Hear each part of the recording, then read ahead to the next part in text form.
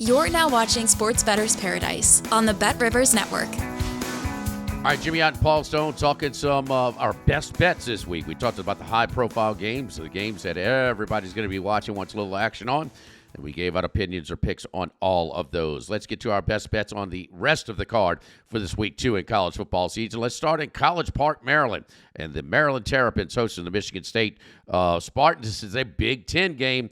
The Michigan State Spartans hang on. They were up with multiple scores against Florida Atlantic, but Florida Atlantic got it within 6, but could not score in a couple of possessions. Michigan State did not score in the second half in that game. Now they go on to take on the Terrapins. Terrapins, 8.5, 44, Paul.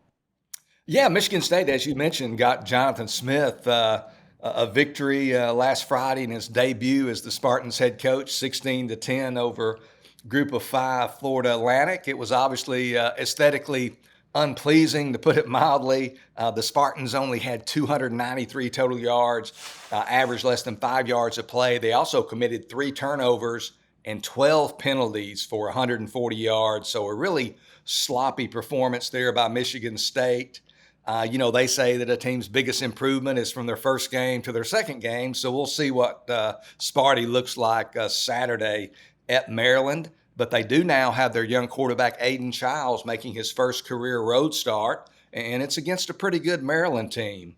They played an outclassed Connecticut squad this past Saturday, did the Terrapins, but Maryland, very impressive, cruised to a 50-7 victory, 629 yards total offense, 7.6 yards per play.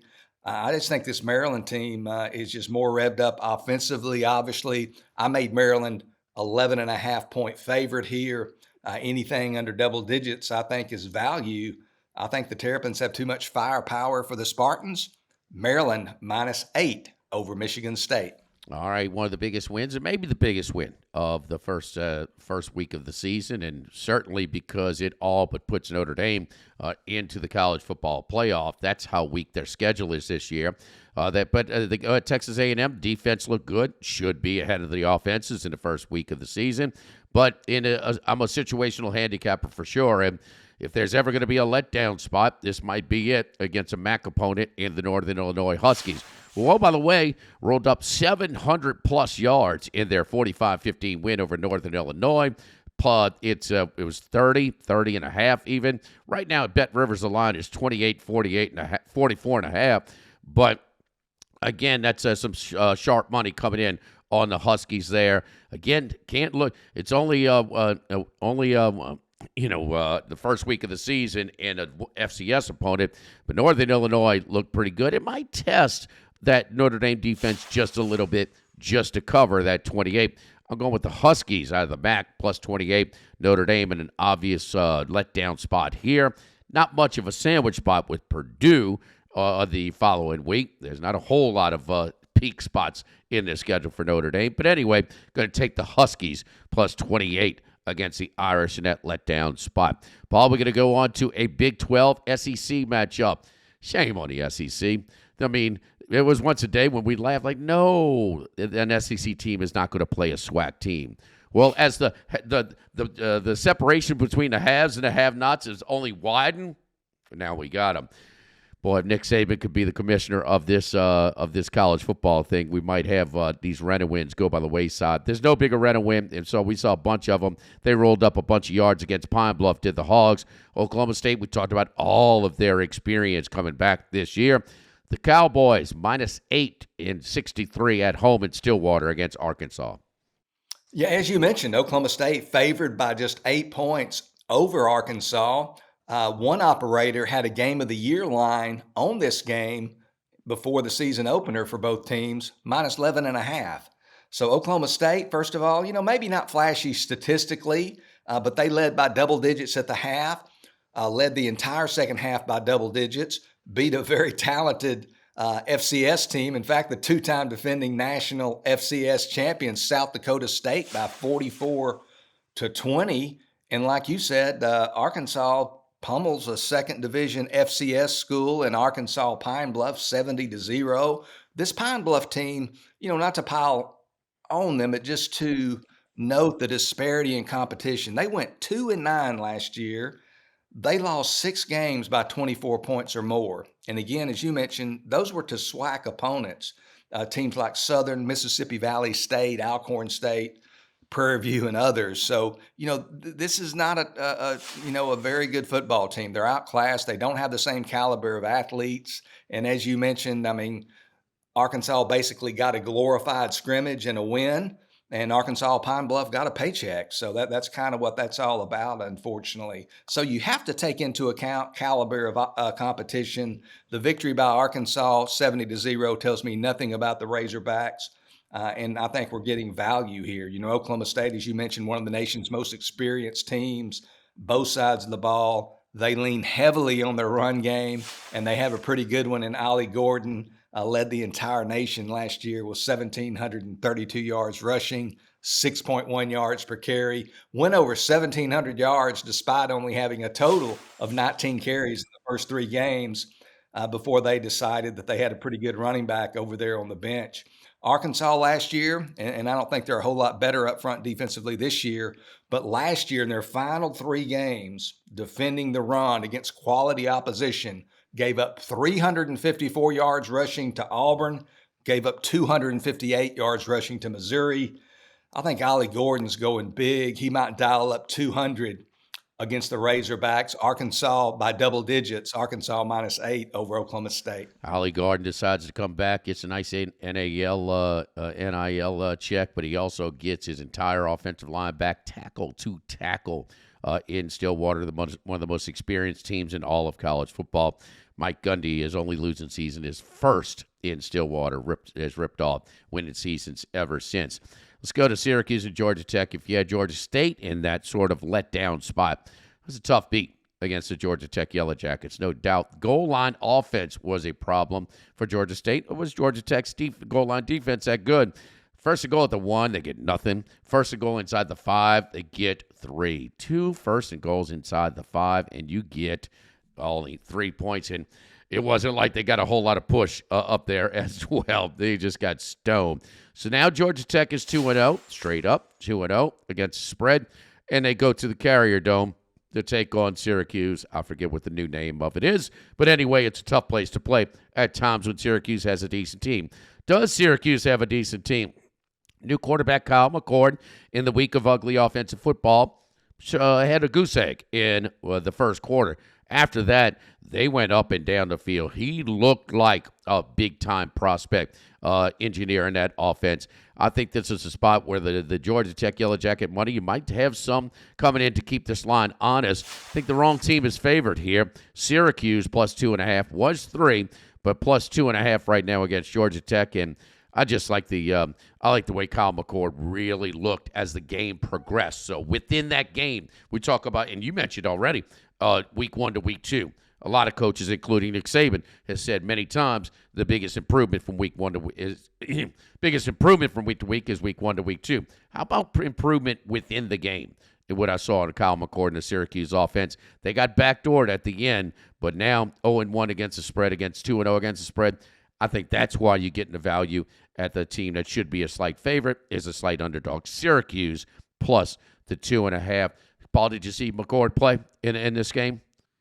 I did. I was very impressed with them, and I kind of tend to agree with you here. I don't have any action on this game at present, but I think the residual effect of that trip to Dublin might, take hold a little bit in this game because that's still there. It's not like it's disappeared, and they've now playing their 3rd game, and they might be just a little bit, a little bit vulnerable. And they're playing, like you said, in a tough dome environment. And Syracuse and their first-year head coach Fran Brown and first-year starting quarterback Kyle McCord might have a pretty good offensive team there. So I'm kind of with you here. I think Georgia Tech, as much as I like that Yellow Jacket team, they might be a little bit ripe for the picking on All Saturday. right, Paul, let's look at the next one. And we don't want to overreact to ugly offensive football in the first week. But then there is Clemson and against Georgia. And Georgia's going to make a lot of teams maybe look bad on offense this year. But now against App State. And App State not looking great on offense in first week as well. 17.5 and 53.5. Clemson goes from a neutral site game where they were in the state of Georgia. But one school's 2.5 hours away, one's 1.5 hours away, and they split the gate 50-50 in Atlanta. Pretty cool scene there. But you look more interested in the total here, which is at 53.5. Yeah, I mean, Clemson, as you mentioned, they struggled mightily on offense in their 34-3 loss to Georgia there in Atlanta on Saturday. Finished with only 188 total yards, averaged just 3.6 yards per play. But the fact of the matter is, a lot of teams are going to struggle against Georgia. They're not going to face another defense like that all year, certainly not Appalachian State. But with that said, Clemson is still waiting on some positive returns from former five-star recruit and quarterback Cade Klubnik. It just seems like he hadn't quite clicked. To be fair, he's only started one season in one game, basically, so it's not like he's got a lot of experience, so he's still getting better. But I think it's fair to rank Klubnik at the present in the bottom half of the quarterbacks in the Atlantic Coast Conference, and I don't think that was what they had in mind when they recruited him out of Austin Westlake High School there in Austin, Texas. The offensive line at Clemson, it's far from just Klubnik's fault. The offensive line has been far from dominant in recent years as Clemson has fallen from one of the very premier programs, obviously, in all of college football. They're clearly lacking playmakers as well, and even more so with Will Shipley, the running back. They're all-purpose guys. Shipley had over 4,200 career all-purpose yards in his 3 seasons there at Clemson, opted to go to the NFL a year early. So there's just a dearth of playmakers on this Clemson team. Clemson, though, they still play some nasty defense. I know Georgia scored 34 on them, but that's a real good defensive football team. One preseason publication I was looking at this morning, they have Clemson's linebackers and secondary ranked in the top 10 nationally, and they're pretty good up front as well. Their emerging star at defensive end, sophomore Peter Woods, he was really good against Georgia. If you honed in on Woods, he had 1 sack, 2.5 tackles for loss. He's a true sophomore. He's a future, probably a first-round NFL draft pick. You look at Appalachian State, they've been really good offensively in recent seasons, but they don't face any defenses anywhere near the caliber of Clemson. So I think Appalachian State's going to have some trouble here. And really the main reason, the thing that kind of pushed me over the top to this under, the Mountaineers only return 1 starter on the offensive line. They only have a total of 15 career starts on the offensive line collectively. To me, that's tough way for a Sun Belt team to be going up against that Clemson front seven. I think Appalachian State's going to have trouble moving the ball. I think Appalachian State, looking at the under 53.5 here, we need Appalachian State really to score 17 or fewer. They need to keep Clemson at 35 or fewer is kind of the formula here. I think it's going to be a lower scoring game. I think Appalachian State's going to have some trouble up front. Under 53.5, Appalachian State, Clemson. Under 53.5, Appalachian State and Clemson. Final pick is from me, and both of us last week were on the Willie Fritz bandwagon. Well, it didn't happen at all. You look at the final box score, and it was somewhat competitive. No, it wasn't. This was worse than the box score indicated, and perhaps even worse than the final score indicated. As UNLV pushed Houston all around. Willie's first visit after he talked to his team was to Tilton Fertitta. Said, "How much Golden Nugget money can we get over here for this NIL? I need some players in this roster." So it is bad, and I'm off the bandwagon already. They go to Norman, Oklahoma now to take on the Sooners. Jackson Arnold.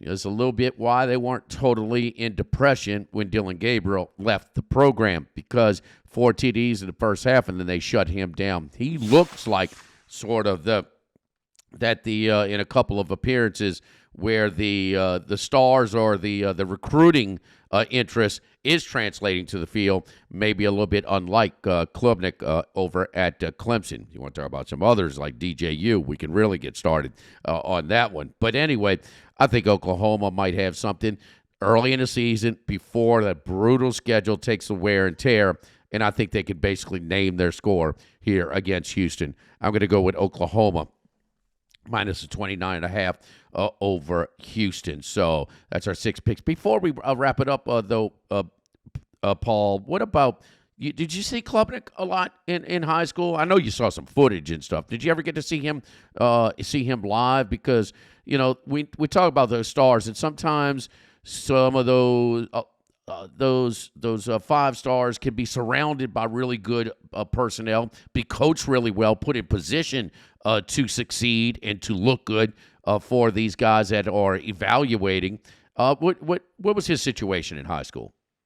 Well, he played at Austin Westlake High School, which is one of the premier programs in the state of Texas at the highest level of competition. Saw him some on ESPN, never saw Klubnik live, but, you would just think with the quality of opposition that he played, big-time opponents, especially in the playoffs in the state of Texas, got excellent coaching. Cade Klubnik's a super young man, very coachable. Everything just lined up. Texas went after him, and Texas, didn't get him. Obviously, he went to Clemson, but it's kind of an enigma.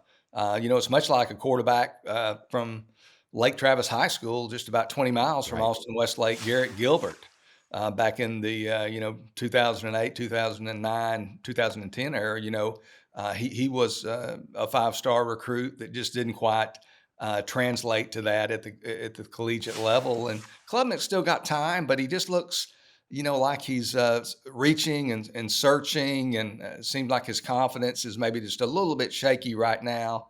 And certainly that can be changed very quickly. And again, he's just been the full-time starter for a little bit over a year, and he doesn't have much help. Clemson, man, their offense, when they were rolling as recently as 4 or 5 years ago, winning national championships and playing for national championships, they're averaging 45 a game, and they've got first-round draft picks lined up on both sides of the field. They don't have those kind of wide receivers now. They don't have that kind of offensive line now. So a supporting cast is certainly not what Clemson's had in recent years, and I think a lot of it's just the result of the fact that Dabo has stuck to his guns.